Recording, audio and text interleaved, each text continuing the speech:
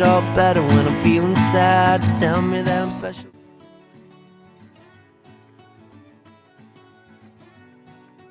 I actually interviewed for the company that she was working for while she was in training as a sales manager there, or in training to run the business. Eddie came in for an interview. I thought it went well. You could tell that she wasn't real comfortable with it though.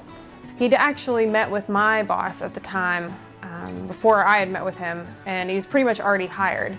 And it wasn't really my choice, which kind of upset me a little bit. So when he came in, I already didn't like him. I said some not so nice things to him. I kind of felt like he was a little, maybe cocky a little bit, a little arrogant. I don't know, I just wasn't that nice. I think for me it kind of was. It definitely was not for her. No, I know.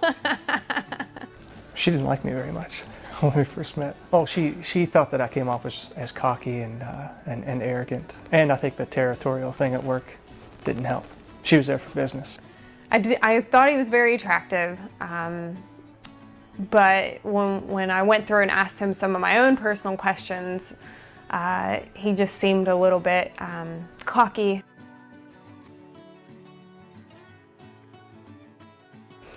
So we ended up hiring him, obviously. So I trained him for his first month there.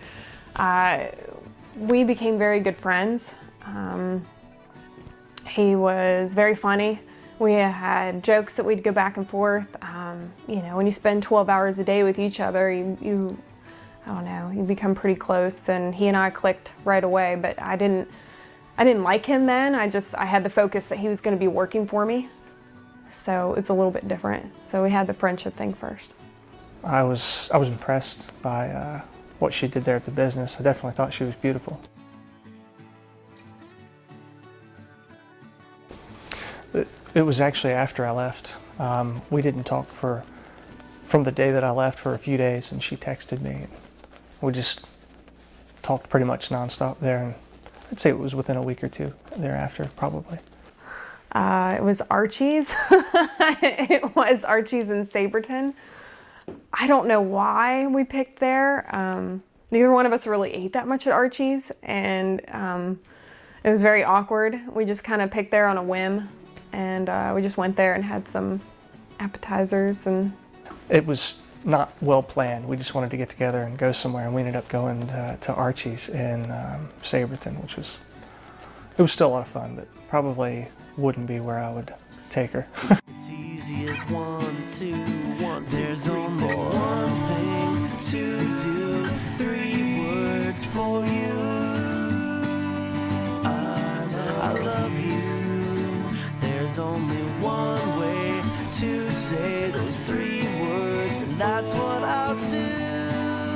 I love you. Got all of mutual friends, that a lot of whom worked for the business that she worked with when I met her. Everybody was in on it basically. We went to a restaurant that's not there anymore. It was actually on High Street, the Fondue Factory. And afterward we went to the waterfront.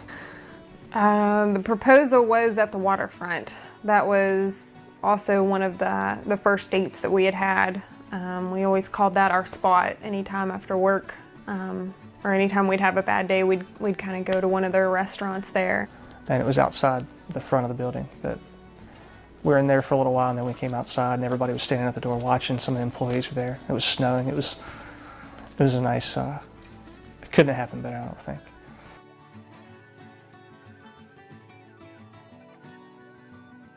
She'd probably say that I am, but I think she's a good cook. I just don't do it very much, so I would say still probably her though. I think it's Eddie. He just makes things better than I cook more, but I think he sautés and flavors things a little bit better. Well, they've never really cooked me anything, so I don't really know. I would say probably Eddie, because Whitney eats some pretty weird stuff. Neither.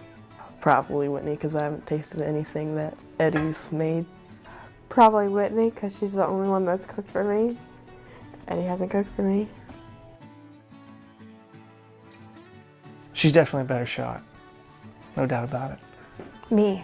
I would say me. He's taller, but you know, that's I would say me. I have the better shot. I won in one-on-one, so me. Well, I've watched them play.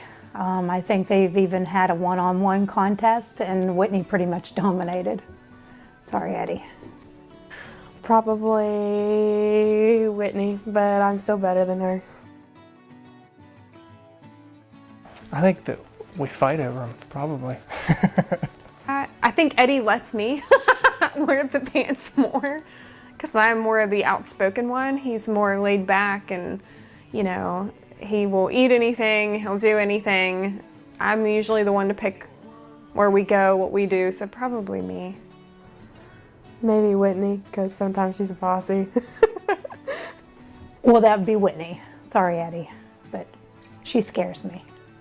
Oh, I think that's Whitney.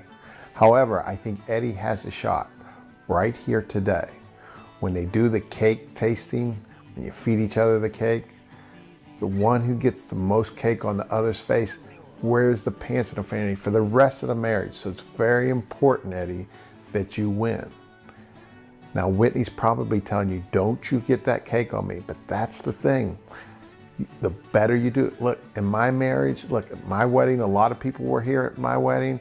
They know how much cake I got in Lori's face. So, now's your chance. Who do you think wears the pants in the family? What do you mean? Who wears the pants in the family? I'm gonna say Whitney. Why would you say that? Because, I don't know. Because I've never seen, like, Whitney, like, not wear pants. You know what wearing the pants of the family means? No. Okay. I don't know what it means. Who, you think Whitney, going back to that original thought, you think Eddie doesn't wear pants? I don't know. He's very caring and compassionate. He's funny, he has a sense of humor, which is great. And I think he'll also put Whitney first.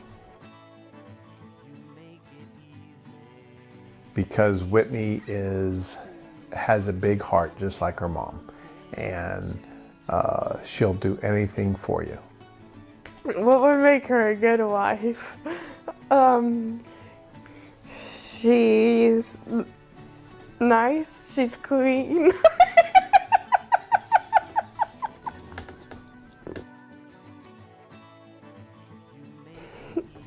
Be nice to each other. I don't know. Both take turns cleaning the litter box. Happy wife, happy life. I don't know. My advice to you is have a bunch of kids. They become your world. You know, the things that you think are important now are nothing compared to what your kids do. You know, today you think your career is the most important thing, but in 20 years later, the most important thing is that your daughter's getting married. I just, I want to say that family is so important, and it becomes even more important when you're married. And always visit and call your mom. And I am not losing a daughter, I'm gaining a son. And he's perfect for Whitney. And I think they're perfect together, and they're going to have a great marriage and life together. We were having a talk in religion, and it was like marriage is to get the other person closer to heaven and to get the other person to heaven. So try to make the relationship about the other person and not just what you want and what the other person wants. Probably to remember why you are getting married in the first place. It's not about the little things. It's not about what colors you go with or what favors you have, or the dresses that you pick. It's why are you doing it in the first place? Why are you getting married? And to probably not be so concerned with the little details, to just be happy about the day itself and just relax. Even though a lot of this is really nerve-wracking and difficult, a little scary, you know that the memories that you're making with this are going to be something that you cherish forever, and beginning my life with my best friend, I'd say.